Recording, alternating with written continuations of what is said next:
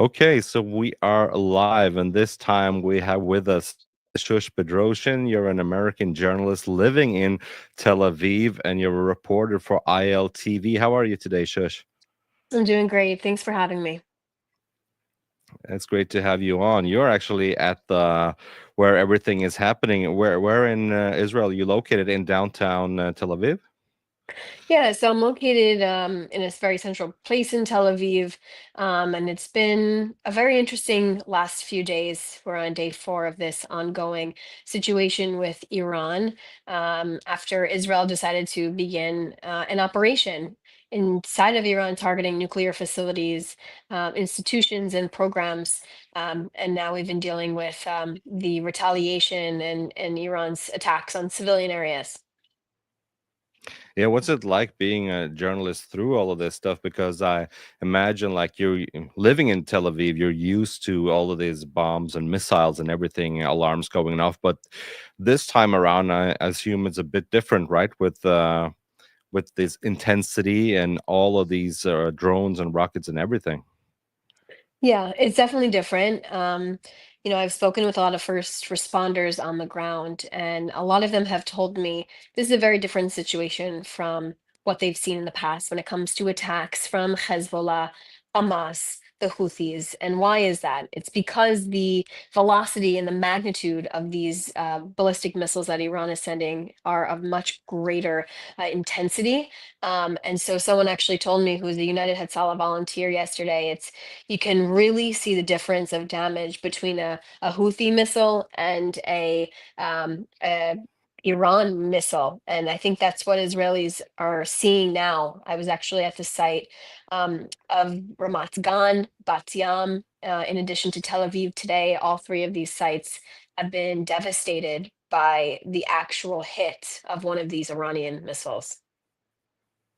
Wow. And what was the for you personally, what has these nights been like? Have you had to go to the bomb shelters up through the night? Like how do you get to sleep at all? I would say it's a very on and off sleeping situation for everyone who lives in Israel at the moment. As a journalist, especially when we do have news of an incoming missile barrage from Iran, it's not something that you take lightly because and I think we've learned here so far that it could land anywhere in any civilian, highly populated area. And so, we see these alerts come through. We first usually get the alert from Home Front Command. Then we get usually another alert that it's coming in soon and it's going to impact these areas. And then you just wait and see which area will have these sirens. And it seems as if most parts of the country are usually under some type of alert. And it's kind of just waiting after these sirens, begin. You run into your shelter, and you're just waiting to hear the noises. And I think that's something I want to make clear is the sounds that come from these ballistic missiles, sounds that most people who live in Israel haven't ever really heard, especially in recent times. I'm talking about because these booms, these impact points, when you hear it, you know it's an explosion. You know that it actually just made contact, hitting something, and the noise and the feeling, it really shakes where you're located. Last night, where I live, my entire bomb shelter shook. Um, Physically, we moved around in the shelter because the it was just such a strong hit.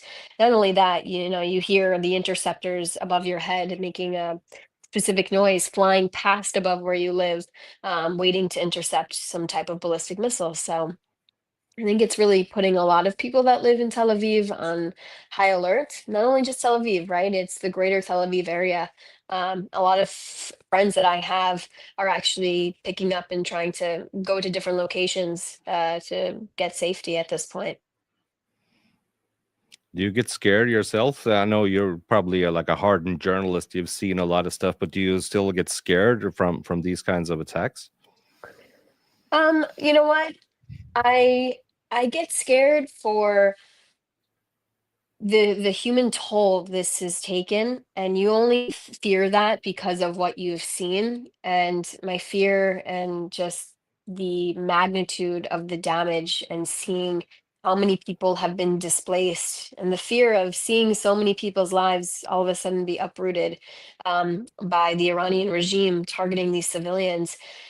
People will be displaced for a while. A lot of this country has been displaced for 20 months now because of October 7th. And now you have this new layer of it. Homes completely bombed out, floors falling to the ground, windows, glass everywhere, debris literally flying in the air at certain sites still. And it's tragic because you wake up and you're just wondering, I hope it's not anyone. I hope we have a day where there's full interceptions, but unfortunately, the last few days have shown us that there's a human toll, and there's 24 people that have been killed by these strikes since Thursday, and I think it's that's the biggest fear, and I think it's a fear amongst everyone, especially as a journalist, because we cover their stories, we talk about who these people are, their lives, and they shouldn't be forgotten, and we should say their names and tell their story. So. Are you afraid also that this one of these missiles could hit you? I'm optimistic person, and I like to live my life like that. I think we see a lot as journalists, and it's important to, live in a world, I think, where what ifs can rule your life. And, I like to live in the reality and, using my facts and knowledge as a journalist to kind of guide my decision making and being realistic and, you know, not necessarily fearing, just living. And I think that's what most Israelis are doing. I think the fear comes from, okay, when are they going to strike? Um, but at the same time, Israelis are very resilient people. Today, all of Tel Aviv bounced back. There's people all over the streets. A lot of people came to the site where this ballistic missile hit actually happened. Some people were even reuniting. Last time they saw each other was when they had to escape their homes, their apartments, and now they're back together, like just meeting at the site, taking photos, people in awe. But I'll tell you this, one of the streets that was really impacted, nearly all of the stores had glass, all of their glass, their walls were just blown out this morning. They had no storefronts. And I walked by it. That was at 5 a.m. this morning. I walked by it maybe an hour ago. And they all have now some type of barrier on their shop, and they're operating. The door is open, so you can see the resilience. People pick back up, and they live their life here, and I think that's the message they would want to send. Yeah. Yeah, the resilience of people in Israel is really quite impressive. Also, I remember I met you through our mutual friend, Lena Zolsbeck, when I was there with a press trip in Israel with APA and AMIPA, American Middle East Press Association. And I remember we went through the Carmel Shuk, and just to be able to see the kind of mood, the atmosphere, and the life of the Israelis. It's really quite something. I've also heard people talking about how the resilience of the people is so strong even through these days, that people are still living, people are in the bomb shelters and singing, and Hmm. can you also feel that Israeli spirit is overcoming this? For sure. Like I said, the resilience is absolutely there. But not only that, I think everybody feels for each other. You mentioned Shuka Carmel. It's a place where there's just coexistence. You have Arabs, you have Jews, you Christians, Muslims, all together, working next to each other.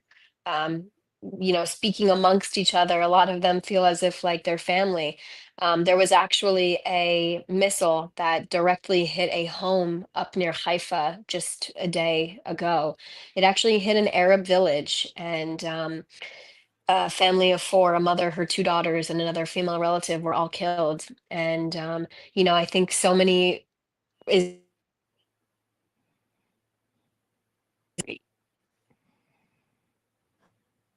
Sorry, I lost you there for a sec. Yeah, Um, yeah, well, you're back again now. If you just continue on the sentence you were. Sure. What I was saying is that I don't think it matters who you are in this country. When there's tragedy, everybody feels. It doesn't matter where you come from, what your religion is, who you are. People are united. People, from all walks of life come into the same shelter from protection from these terror proxies and terror regimes. And I think that it's an important message to send, that at the end of the day, everyone in this country feels for each other, no matter who they are, and there is coexistence. And a lot of people, everyone felt for this family, all families, from Bat Yam to Haifa to the south of where these impacts are happening. It doesn't matter where you come from, you are still a victim of what's happening. And people are united in this country. Yeah. But is there like a new atmosphere now than, it's been a lot for you probably reporting ever since October 7th and through everything and all these missiles attack. There was also, I remember last year also, there were Iranian missiles coming in April 2024. And of course, there's been missiles all the time through the Houthis and from Yemen and everywhere. But would you say that there's a different atmosphere now in Israel as compared to all those other attacks that have been before? I will say yes, because this is an unprecedented situation. There's been escalation with the Houthis, with Hamas and Hezbollah in the past, but there's never been direct, serious targets like this by Iran directly, right? They indirectly act with their terror proxies, but in this direct way, with the human toll, I don't think they've ever seen or experienced anything like this. Remember that the last two attacks that happened before this, Israel pretty much intercepted nearly all of the ballistic missiles that came through. So I think this is, of course, new territory, and there's a lot of unknown. But me as a person, I'm always trying to remain optimistic, and I see the positive in so many people, and I see like life goes on, and people are still working at the cafes, people are still going out for runs. So there isn't a deterrence on life here.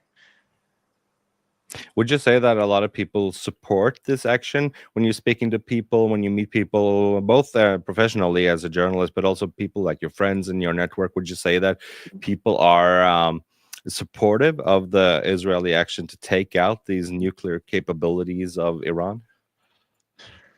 I will say this. Before this operation took place, I'm someone that covers all aspects of the war. Specifically, I cover, what happens with the hostages, the operations inside of Gaza. There was a big divide here in Israel, in terms of how the government should lead, what they should do. I'll say this. I think a lot of people are finally united on this common theme of wanting the Israeli government to do something about Iran. Remember, who's holding the hostages? The 53 hostages that are still in captivity right now, held against their will, is the Hamas terror group. Who funds them is Iran. There's a direct link. And I think that Israelis really see the source of all the terrorism and the hatred that is aimed at them, literally, metaphorically and physically, is stems from Iran. And I think they're united. A lot of people are united on the government's decision to take action. Yeah. Do you think that what I've read is that from different sources combined, I think that they're saying that Iran was around like a month or so away from having like operational nuclear weapons. That's what I've gotten from reading different sources. Do you think that, and also do people think that Iran would be crazy enough to actually use it if Iran actually had made operational nuclear weapons? I'm not sure how to answer that, because I think people in Israel focus on the now, Yeah. and not, like I said, the what ifs. What if they use this? I think the question is just, what will it be tonight? How will these ballistic missiles target us? I don't necessarily know, or have heard from people if there's a fear that they could use other types of weapons. It's more of really just surviving the moment, and surviving the aftermath, um, and taking it, step by step, little by little, as they like to say in Israel, leat leat, slowly, slowly. So I think whatever the given moment is, that's what they'll tolerate, and that's what they foresee. So. So, what made you want to go move from the United States and go to Israel and work there? Like, what's your story? Why would you do that?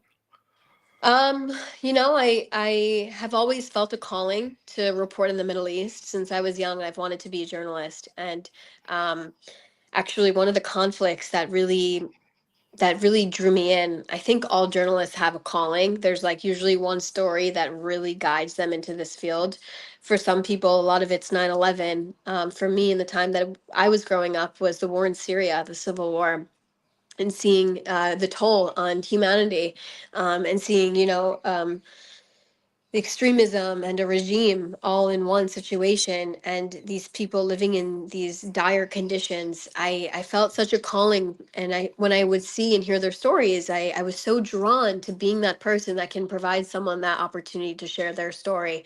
And here I am. I followed that path to get me to where I am in the Middle East right now, and telling the stories of people directly impacted by the terrorism that exists in this region. I really believe in telling people stories. I think that's the only way we learn, is people to people.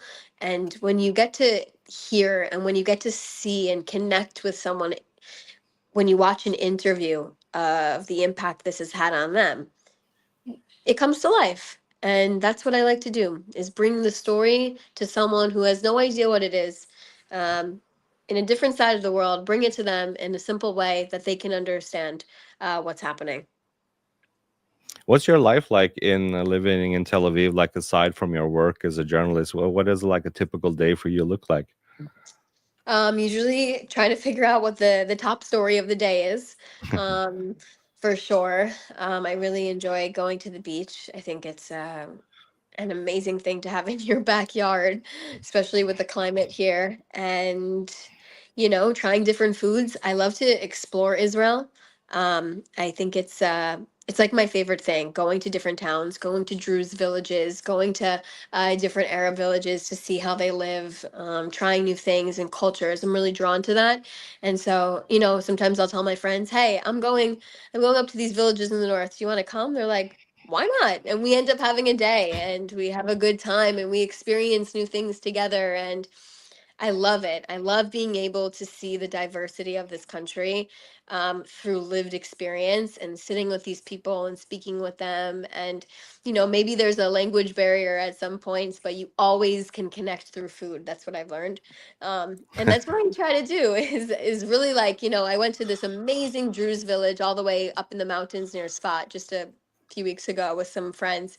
And I love the Druze community because I've covered them before, and they're so welcoming. And we went there. I had a friend actually suggest me this place, and my friends have never been to a Druze village before.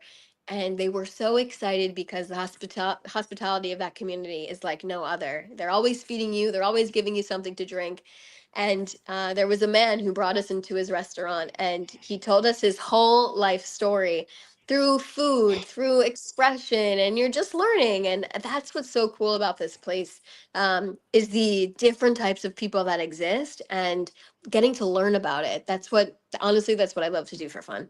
So, Yeah, I remember visiting that Druze village also when I was there in March, and I remember these drinks that they have. These coffee with I think it's cinnamon in it. I think I lost your audio there. Yeah, I can't hear you. I think the audio is off or something.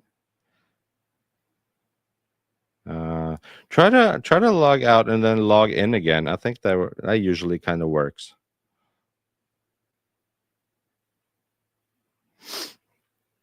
We just lost the shush there for a little second. Let's see if she gets reconnected and gets back into the live stream here. Can you hear me now, shush?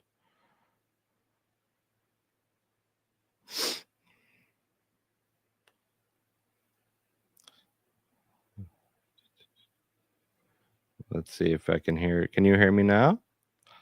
yes, now I hear you. Yeah, now I hear you again.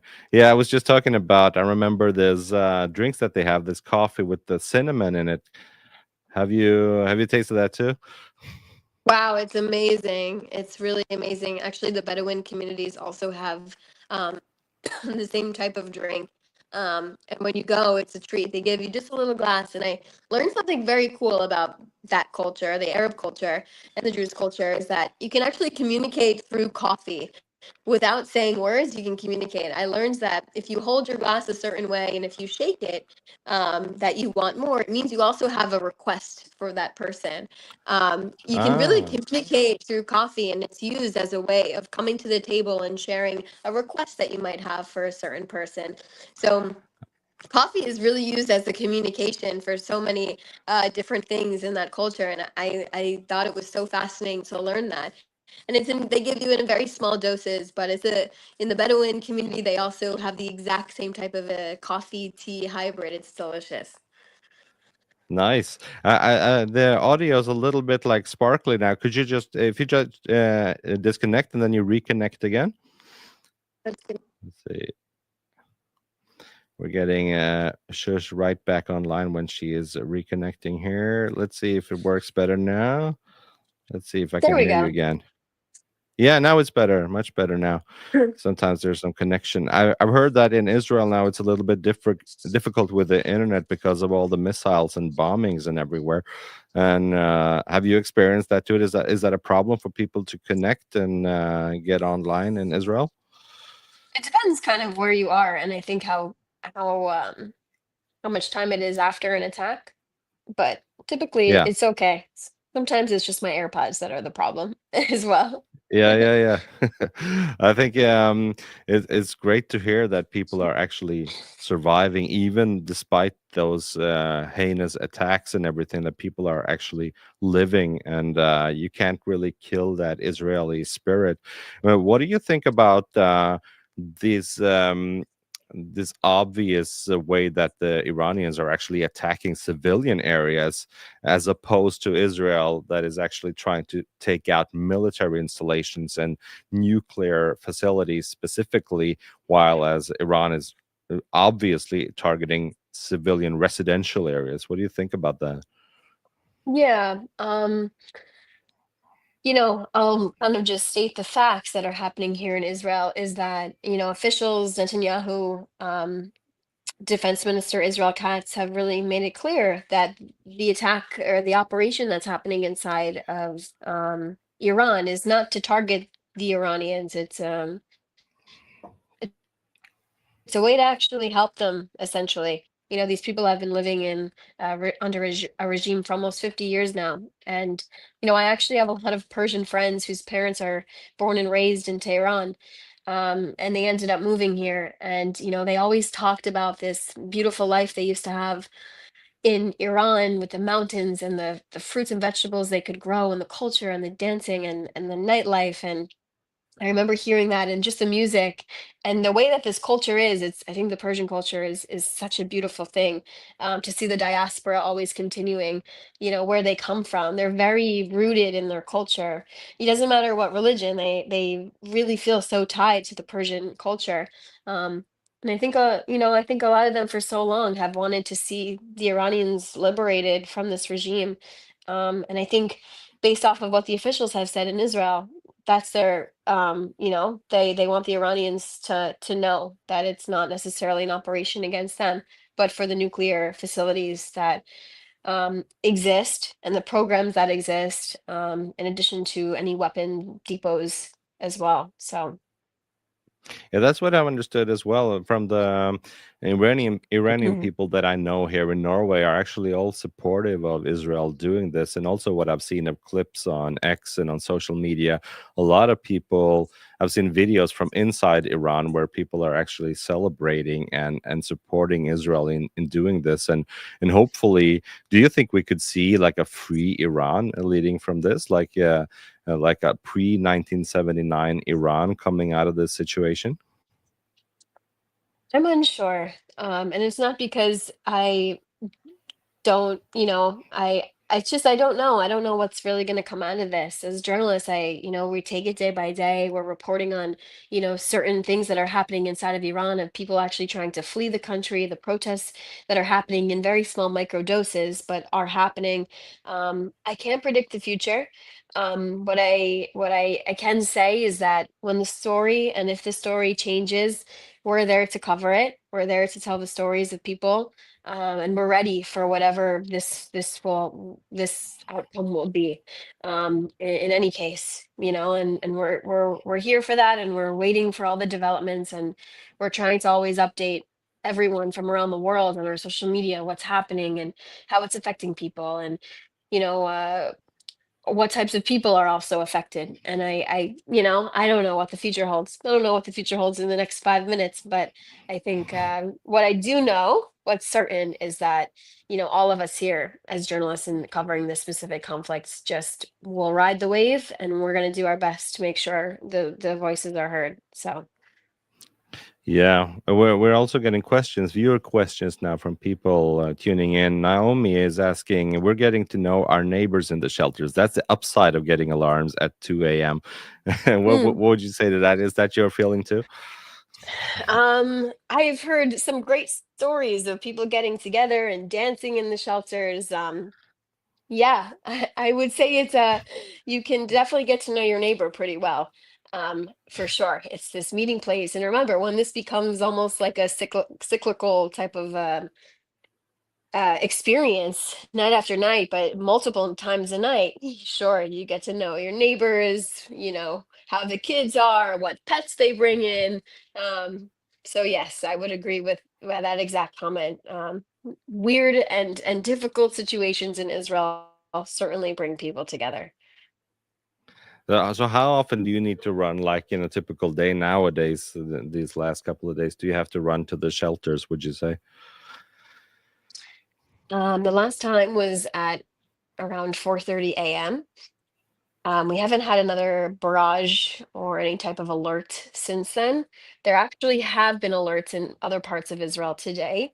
There's been UAV kind of drone infiltration sightings. There's been sirens for that in the Beit Sha'an region in the Jordan Valley, in addition to Hadera, which is more west of that.